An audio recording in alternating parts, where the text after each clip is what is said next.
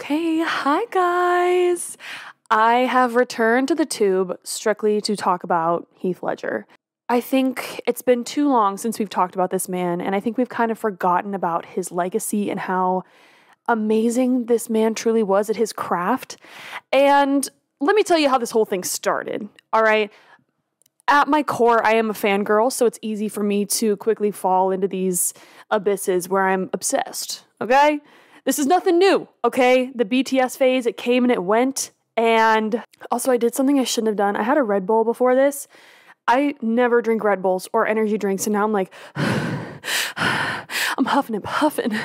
I feel like I could run a mile. But I also am like, feel like I already ran a mile.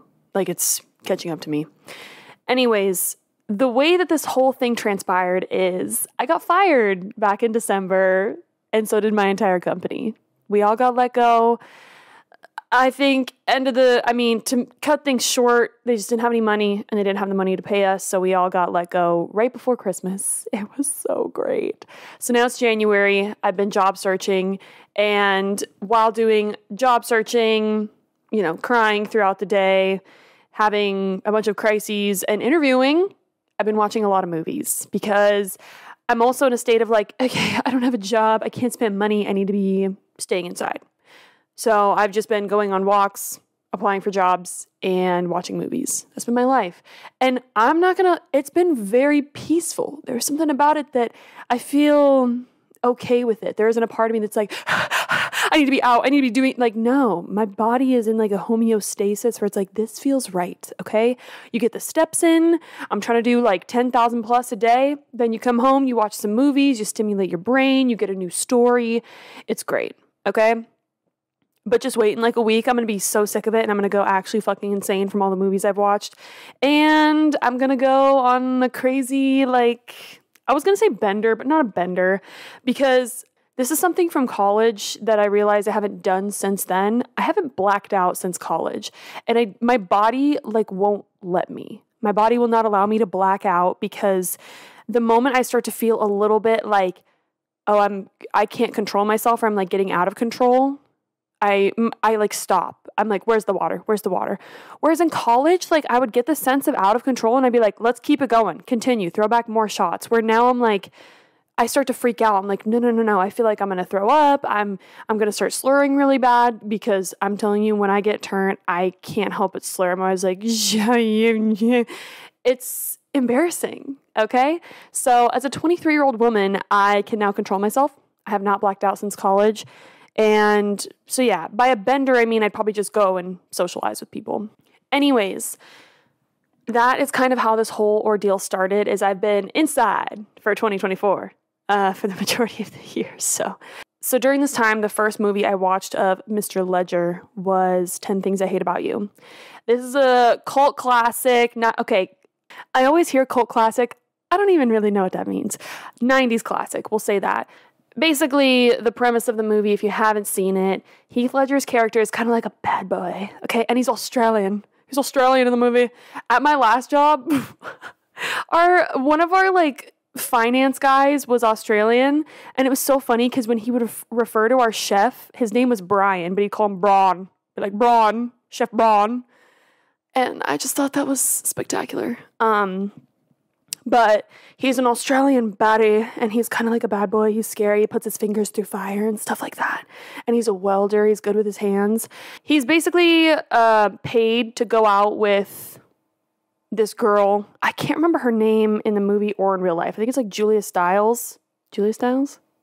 He's paid to go out with this girl because if she has a boyfriend or is dating, her sister can date. And that's the premise of the movie, is they want him to date the older sister so the people who paid him can date the younger sister. I'm probably explaining it so terribly, but also you've all probably seen this movie. So do I need to explain? I've seen this movie plenty of times before, but this time something clicked. I was like, Heath Ledger. My brain truly went, and it turned the correct way. Finally, I was like, oh, what the fuck? I always look past this man. What was going through my brain? And so I watched this movie in awe, in actual awe, and I was so jealous of the main character. I was like, oh my God, I want to throw paintballs at Heath Ledger and kiss him in a pile of hay. Oh my God. So I had like a little moment there, and then I was like, holy shit. I was stunned. So I was like, okay, we need to go through his whole discography because this is my new obsession. Also, it's probably just the fact that I don't have a job. Like, I have too much damn time on my hands. So I'm like, what do we obsess over? Heath Ledger. So the next movie I moved on to was The Dark Knight, which I've seen both of these movies, but I was like, wow, wait. I almost forget that he played the Joker in Dark Knight because he played the character so well. It does not feel like you're watching Heath Ledger. 10 Things I Hate About You, it feels like you're watching him. But The Dark Knight, you're watching the Joker. Like, he transformed into a completely different person.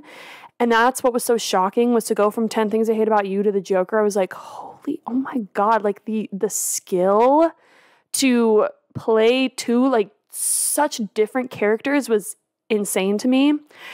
Rewatched The Dark Knight, loved it. It's amazing. Great movie. He makes the movie. I mean, I love Christian Bale. Wait, is that his name? Why do I feel like I'm Christian Bale? Why do I feel like that's the 50 Shades of Grey guy? Christian Grey. No, his name's Christian Grey. I don't know. Christian Bale's great, but let's be real, Heath Ledger stole the show. So I watched that movie and I was like, oh my God. This wasn't the movie, though, that really, like, turned the key hard in my brain, that, like, started the obsession. This was the movie that, like, put the key in the knob and you start jiggling it around a little bit. That's kind of where we started. So after that, I was like, okay, I need something light, because while I love The Dark Knight, it is very dark. So I needed something light. So then I watched A Knight's Tale. The premise of The Knight's Tale is Heath Ledger's character is a squire. This is the thing too, is I'm so bad at giving like movie plot summaries because my facts are always out of whack, but I will give you a general gist that you need, okay? And if the facts are a little off, like, you'll still understand what I'm saying. So they might be off, all right? From what I understood, he's like a squire. I don't know what a squire is. Maybe he wasn't, but he worked for a knight, and he like traveled with this knight and helped him during his like jousting shows. And this knight that he was working for dies, but he has a jousting tournament like in an hour, and so like he's dead, but who's going to joust? So Heath Ledger's like, fuck it, I'll put the uniform on, like they won't even know I've got a little helmet, and I'll joust for him. He goes, he jousts, he wins, and it kind of starts this whole thing where he's like, I can do this for real. But the thing is, you cannot joust in this world if you are not of like nobleness. Is that a word? You have to be like part of some sort of like noble family. So you need to be royalty. He's not royalty. He's a normie. He is a normie. So they make up a fake identity for him. It's like von Heldenstein or something like that. And he pretends to be like of a noble family or something like that. And he starts jousting, and he is kicking ass. He is beating all these bitches, and he is like novice at this, but he's, it's in his blood to be a pro. And it's a great movie. I loved it because it was like funny and light, and like the comedy still held up to this day. The only thing I didn't really like was the love story, because I just felt like there wasn't a lot of chemistry, and I don't think like they were really selling the love story that much. You weren't like, he was saying like, oh, I love you so, blah, blah, blah. But you were like, he's not feeling it. He loves the jousting. He don't love her. And then there's like this weird moment where she was like, if you truly love me, you're going to lose all your competitions. And I was like, what the fuck? Who wants to see their man fail? Like, I don't know. I could see what she meant by it, but I was like, girly. And then he ended up getting like really hurt. And she was like, oh my God, this is my doing. And I was like, yeah, bitch, it do be your doing. Like, I don't know. I just felt like the love story didn't really hold up as much, and their chemistry was eh. But him in that character, I feel like Heath Ledger is going to body a character where he has to play some sort of knight or, a medieval type era character. Like, he gonna kill it. He got the hair, he got the looks, he got the... So, that was the next one I watched. I was like, wow, I love that. That movie was more so I could look at him a little longer. Every time I went to him, I was like, dialogue did not matter. As long as I could look at his face a little longer, I was like, oh my God. But then there came the movie that truly changed everything. And this movie is what really, really made me respect him and have this he really inspired me in this movie in a way that, when somebody is so good at their talent or whatever they're passionate about, that it ignites a fire in you to be like, holy shit, I need to figure out what I'm good at, my talent, my skill, and I need to pursue that because he found it and he's fucking killing it. So it was just one of those movies. But the movie was Brokeback Mountain. I've heard of this movie a million times, and I honestly didn't even know Heath Ledger was in it. So I rented that thing on youtube.com. It was $3. Rent it for 48 hours. This movie easily went into my top 5 movies of all time, maybe even top 3. I would recommend anyone to watch it because it is such a beautiful and heartbreaking story. And the first scene that really kind of sparked that holy shit in me, when it sparks the holy shit, it sparked my holy shit, is I'll give you kind of the premise of the movie. If you haven't seen it, 2005, I feel like most people have probably seen it. I'm a little late to the game. But this man, Ennis, is looking for work, and so is this guy, Jack, and they live in Wyoming in the 60s. So they're both rough and tough cowboys. Especially Ennis, he's very reserved, quiet, kind of gritty, I would say. I don't know, True Grit. Gwitty? He did a Gwitty in a bowling alley. Ennis would do a Gwitty in a bowling alley. And so he's kind of hard to read at first because he is so quiet and just stoic. Jack, on the other hand, is a little more howdy partner, a little more friendly. And so they both are looking for work for the summer. They need some moolah. And they end up working for this guy, Aguirre, Mr. Aguirre. They're tasked that summer with living on Brokeback Mountain and working on Brokeback Mountain and herding sheep. Like I said, I'm not great with the plots, but you get it. They're herding sheep up and down the mountain, taking care of them, making sure that the wolves don't eat them. And while they're on this mountain, they have a little bit of a love affair. And it's the first time you see Ennis, Heath Ledger's character, kind of break down his walls and give in to, that moment of passion and that moment of love that you can tell he has yearned so long for. And he's still holding back. He doesn't want to fully give himself to Jake Gyllenhaal's character. But he's there's just something about him that's so powerful that that bond that they have that he can't help it. And so they have a little love affair on Brokeback Mountain. And the first scene that truly broke me, where I was oh God, I feel that too. And this is what really the key fully turned in my head. And I was this man is an incredible actor. There's a scene once the summer ends and they both leave Brokeback Mountain. You watch Jake Gyllenhaal's character Jack drive away, and then Ennis, Heath Ledger, is walking down the street, and they're kind of parting ways. They say their goodbyes. He's are you going to be back next year on the mountain? He's I don't know, partner. And they're well, this is probably it. They kind of have in their mind this is probably the last time we see each other. And they, say their goodbyes, and there's no tears, there's no nothing. And it's just kind of a see ya. And you can tell Ennis wants to say so much more, but there's just this thing that's holding him back. It's his, I don't know if it's the toxic masculinity. I mean, obviously then probably the fear of people knowing that he was gay. Yeah, probably something to do with that. But you watch Jack drive away, and Ennis, Heath Ledger's character, is walking down the same road, and he watches him drive away. And then all of a sudden he gets this pain in his stomach, and he has to run to an alley, and he's up against this wall, and he starts almost having a panic attack and dry heaving, and he's oh my God, and he's crying, he's sobbing. And it's the first moment you see Ennis truly break down, and it's just, that feeling where it's the first time that he's ever felt loved, truly to his core loved, and where that love felt right, and it just felt so, he felt so deeply and passionately about Jack, and the fact that this person that he has connected with, he's never connected with anyone before, is now gone. And it's just, you feel his pain in that moment, where it's the moment where he realizes I might never see him again. That was the love of my life. And so he's literally like dry heaving because he's so sick of the thought of not seeing this man again because of the connection that they had. And it's such a powerful scene. And like halfway throughout, him in this alley, this guy walks by and like he kind of comes to and he's like, what the fuck are you looking at? And it, you know, it goes back to the Ennis that we see on the outside of like, he's got to maintain this very like masculine, macho type of character in front of the rest of the world. And that scene, I was like, oh my God, like you could feel it. You could feel his pain. And it was, like I said, again, I wasn't watching Heath Ledger. I was watching Ennis, his character. Like he's so good at just like playing these characters and you don't feel like you're watching the actor. Like, you know, sometimes when you watch an actor, I feel like Ryan Reynolds or maybe Reese Witherspoon, where you're like, I'm watching Reese Witherspoon. You're not watching whoever she's playing.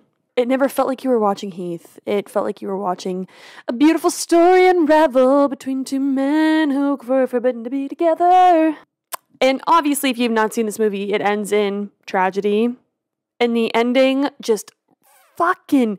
Bro, they were tugging at my heart. And at this point, they've ripped that shit out, threw it across like a baseball field, hit it, did a home run, grabbed it, celebrated with it, and then threw it back into the dirt. Yeah, it hurt. The ending was tough. I mean, spoiler alert, Jack dies. He's actually killed because some men from the town that he lived in found out that he was sleeping with other men and they killed him. So that's like the worst part is when Heath Ledger's character is like finding this out. They told everyone that he was like blowing up the tire on his car and that the tire burst and it hit him in the face and he like drowned in his own blood or something like that. When Heath knew immediately like that he was actually like killed because people found out.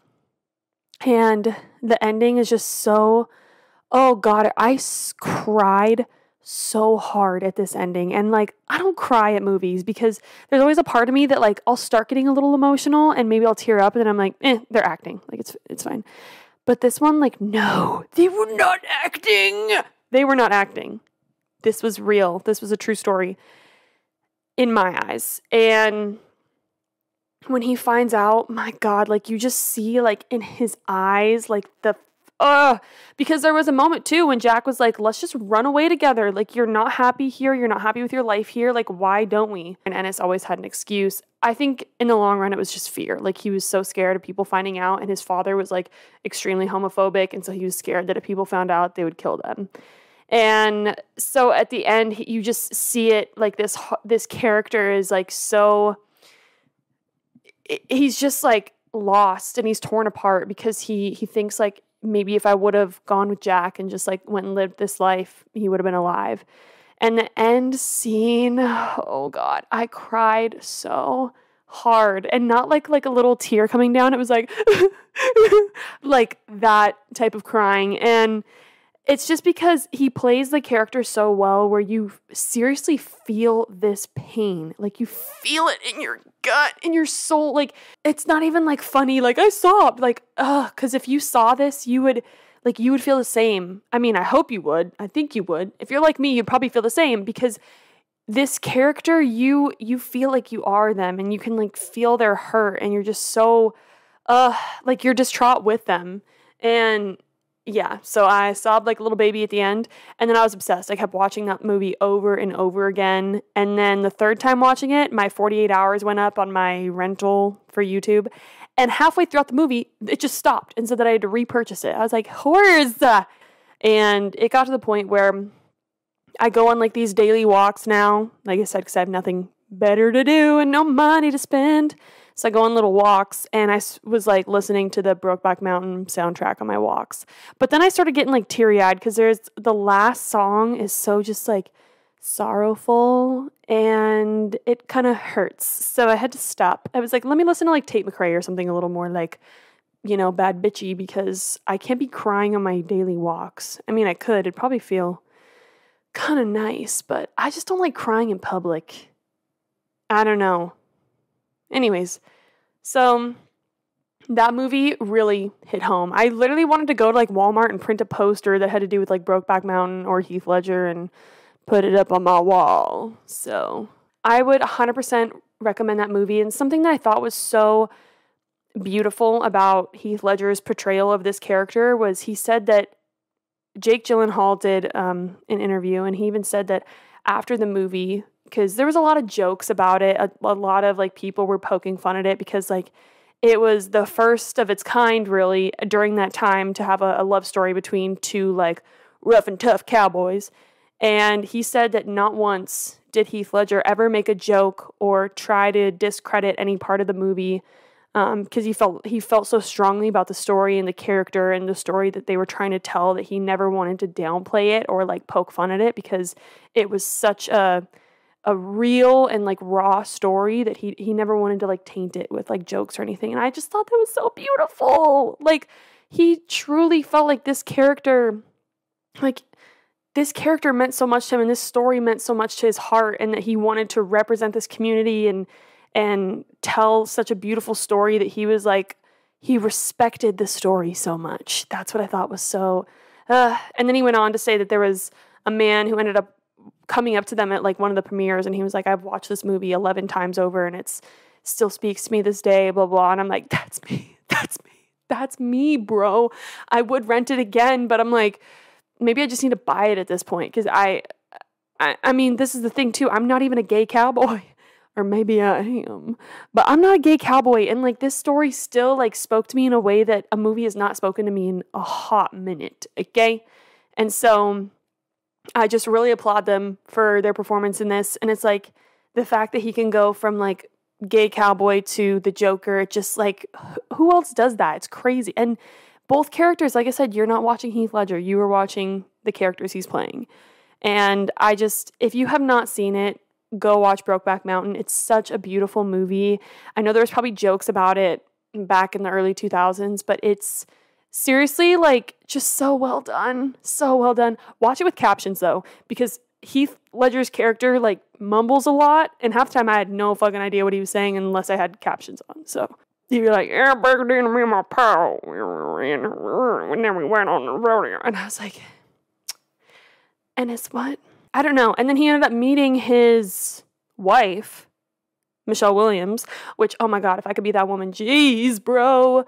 He met her on the set of Brokeback Mountain, which I think is just, 10 times more beautiful, bro. Imagine meeting your husband on a set where he plays a gay cowboy, like a straight man who is so secure in his sexuality that he's like, putting the moves on you, but then he's also getting kissy-kissy with Jake Gyllenhaal. Like, oh my, please give me something like that, Lord. I'm not gonna lie, I had a recent situationship where I had to break it off. I was like, this person is just not for me. Very different points in our life, but they would throw around the F word quite a bit. And I'm not talking about I'm talking about the other word. And it really I told them how much it really bothered me whenever they said that, and they would still kind of throw it around sometimes. And it's just men who don't understand, like, this word that you say might not affect you. It might mean nothing to you. It's hurtful to other communities. It's hurtful to other people. And if you can't see that in your brain, if you can't empathize with that just because you're not the one experiencing it, I don't have time for you. I do not have time for you. And this same person was so weird about, I sent him a Troye Sivan song, and his newest album is like him in between this guy's legs. It's literally not a big deal. But I sent this guy this song, and he was like, what the fuck? Why are you sending me like two naked dudes together? Like, what the fuck? I don't need that on my phone. And I was like, really? It's an album cover. It's an album cover. And it's just, I feel like I'm getting to the age where I don't have time to deal with the immature bullshit. I don't have time, and I don't want to educate someone on why they should empathize with a different community or a group, even if they aren't a part of that group, or they don't, identify with anything that they're going through. You can still look at this group and respect them and empathize for them and realize that they've gone through some shit. And I don't know, I just respect the LGBTQ plus community way too much to be like, oh, I'll let that slide. I'll let that one slide. I'm sorry, girl, but if your man is going around saying the F word, toss the whole thing out because he probably doesn't respect that community. And if he doesn't respect that community, he probably doesn't have a lot of empathy for people who are different than him.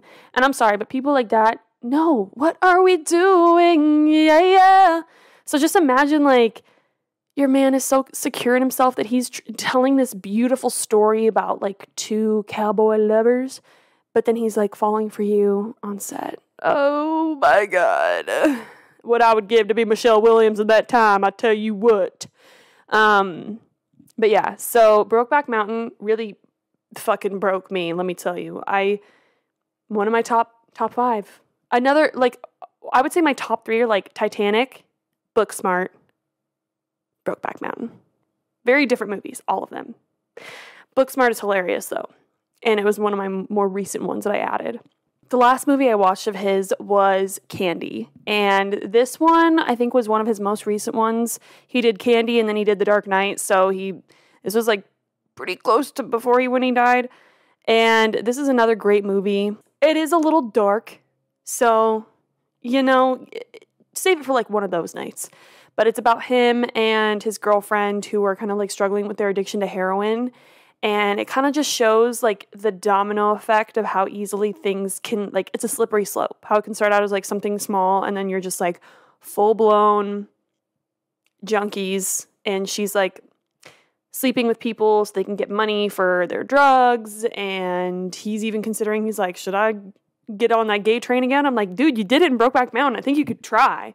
It's a sad story, but like the acting in it is amazing. And I don't really have a lot to say about that movie. I really liked it, but I just don't have a lot of like commentary because like it was good, but it didn't touch my soul like Brokeback Mountain. But his acting was amazing in that. He played a drug addict very well. And one thing that after watching like a bunch of interviews about him and stuff, there's like this common misconception that his role in The Dark Knight is what killed him. And a lot of people don't think that's necessarily the truth. I think he was already dealing with a lot of shit before he did that role. And he was using like antidepressants, sleep medication, things like that. His dad had a full-on like book, memoir or whatever. And he said that he actually had the most fun. Heath said he had the most fun doing The Dark Knight. And it was one of his favorite roles to act in. Yes, he, locked himself away for 6 weeks in a room by himself so he could study being a sociopath, a psychopath, whatever. But I don't think this role drove him to madness. I think he just already had like these issues with sleeping and maybe a little bit of drug abuse. And then coupling that, I think it was more of like an off-screen issue. I do not think the Joker is what made him go crazy. And they even said it was like, it seemed very accidental with the sleeping pills he was taking. So yeah. I could go on longer, to be honest. And I haven't even finished like his whole discography. I really want to watch The Imaginarium of Dr. Parnassus next. I saw it as a kid and I remember my dad, like this was the first time I ever heard of Heath Ledger, but he was like, oh yeah, he died during the filming of this. And they had to like figure out a way to maneuver that through the plot. So every time he went into this alternate universe in the movie, his like physical form would change. So it'd be like Johnny Depp or Jude Law or somebody else. And so I remember as a kid watching it, I just can't remember what the fuck it was about. So I want to rewatch that. And then I want to watch Casanova because I love seeing him in like a little sexy, flirty, medieval role. Okay. He does very well at that. So maybe Casanova because I just watched Candy and it was a little dark. So maybe I need a little light in my life. But yeah, I needed to get on here and fucking talk about this man. My God, I've been talking about him like to all my friends and I think they get it for the most part. I think they get that he was like hot and sexy and talented, but I need them to watch Brokeback Mountain. Like that is the movie that will like really sway things and, So the other thing is, this could be a problem. Earlier this week, you know how on Snapchat your memories pop up and it's like a year ago today, 2 years ago today. So my thing popped up and it said 2 years ago today. And it was a memory of me and a bunch of my friends at The Vine. So I live in Arizona and The Vine was this bar in Tempe, kind of by ASU, because all us little ASU peeps and all us ASU scholars, if you will, would go to The Vine every Wednesday. And we would call it Vine Wednesday because they would have certain deals at The Vine. And they would have like $1, I think it was called like apple pie shots. Listen, I don't fully know what was in these apple pie shots. They did taste like apple pie. Okay, and I did hear somewhere that it was like Everclear and this apple stuff. I don't know if it was Everclear, but that makes the story more interesting. So it was Everclear. But like 3 shots of these apple pie things, you're good for the night. You might even be a little bad. So Vine Wednesdays were wild, and they had a bunch of like drink deals, and they used to do this thing where every time you finished a drink, you would stack it and create like a pyramid, and you would see who could create like the highest pyramid. They stopped doing that, and you started getting in trouble if you were doing that after a while, because I think there was some sort of like violation, like it was unsafe or something.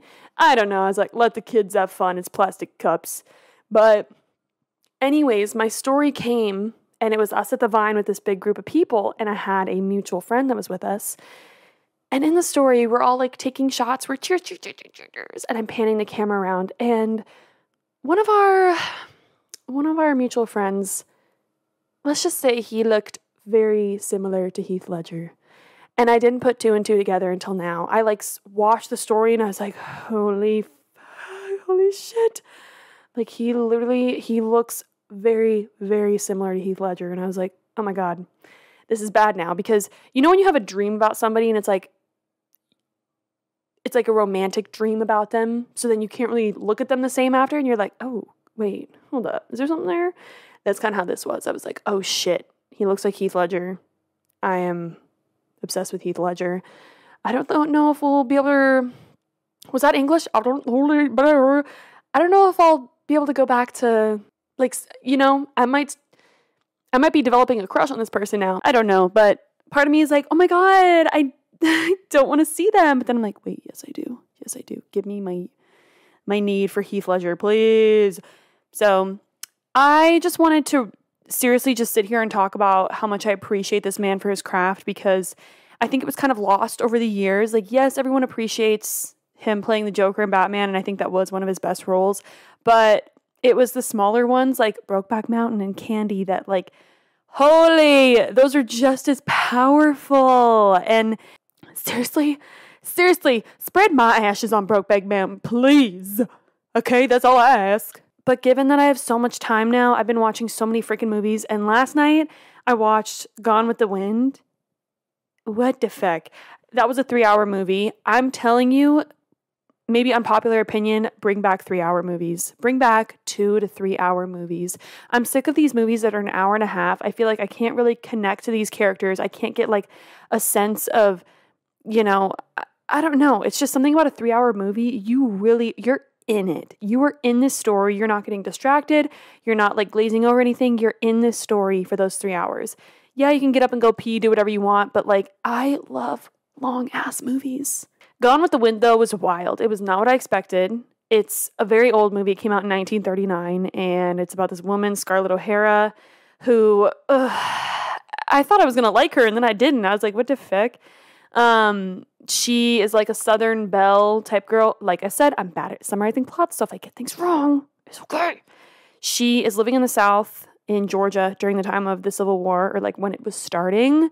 And it's just so funny because like throughout the whole thing, she's so tone deaf and in her own little like world that she doesn't even like people to talk about war around her. She's like, don't talk about it. It's too depressing. Like it's, oh my God, new topic.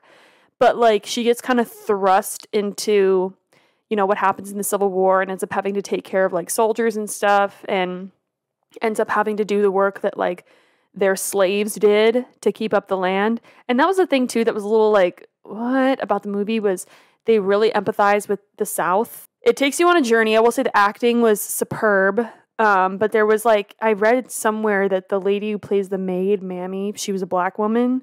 She was nominated for an Oscar or something like that, and they wouldn't even allow her to come to the Oscars until the guy who played Rhett, who's like the main character, like refused to even come unless they would invite her to the Oscars. She was nominated for an Oscar and she couldn't even come to the Oscars. Like, but, and then they made her sit at a whole separate table than the rest of the cast, like in the corner off to the side, so nobody had to see her. I was like, boy, if you don't, like, it's just, so the movie tries to like romanticize this time of life, but at the same time, it's like, no, that was a really dark period for a lot of people. Like, have y'all seen Django? So it was just interesting to see like them trying to like shift the perspective of like, no, this was a great time in life. Everybody was living so peacefully and life was good and our slaves were happy. And it was very strange. But I enjoyed the movie though, because I was like, you can still watch a movie nowadays and be like, that is so problematic, that is not okay, but still like enjoy the story because it was a different period in time, I guess. So I don't know, it just was not what I was expecting at all. So I was a little shocked. Also, this is my Jaclyn Hill cozy robe. I have another one and my mom got me this is like a cropped robe, a cropped mini robe. So if I want to shake my little arse and have my butt cheeks hang out from beneath it, I can. It only literally covers like the top half of my butt cheeks. So yeah, I love this robe though. It's so soft. I just sleep with them like blankets.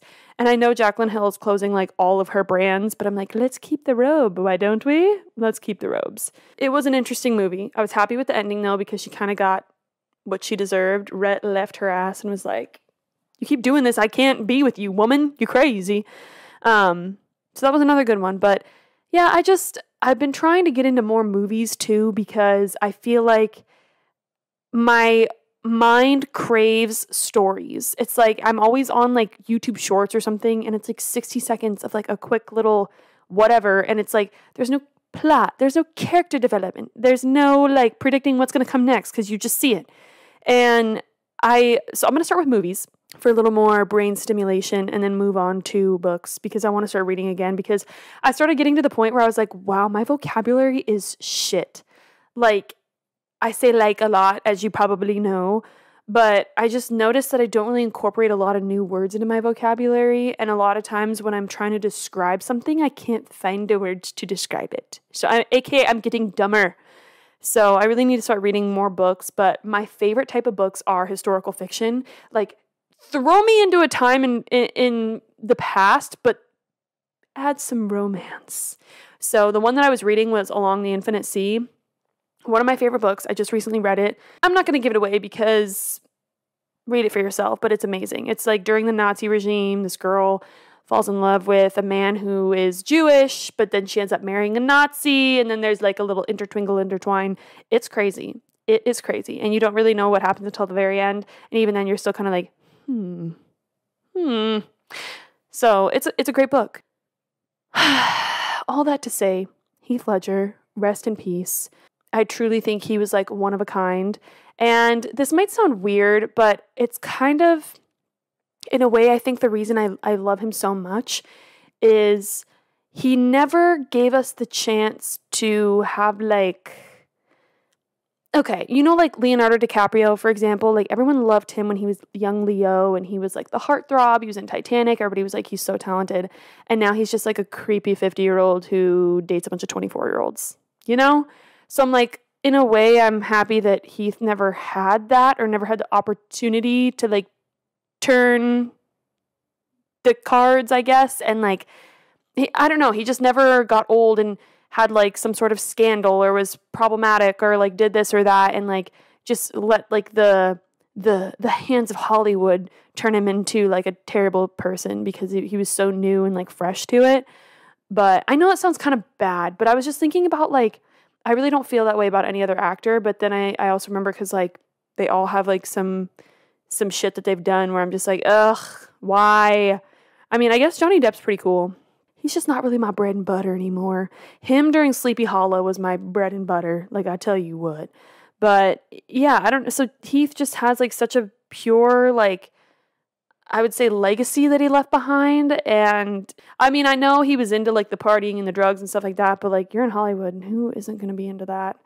So I really do appreciate the freaking talent there. Okay. He has pure talent and he's just so cool. So rest in peace, Heath Ledger. But can we all like reappreciate him? Can we all like go give his movies some love or something? Like, I don't know. I feel like people like that sometimes we forget about, and like I forgot about until literally the year of 2024. I was like, oh, Heath, Mr. Ledger.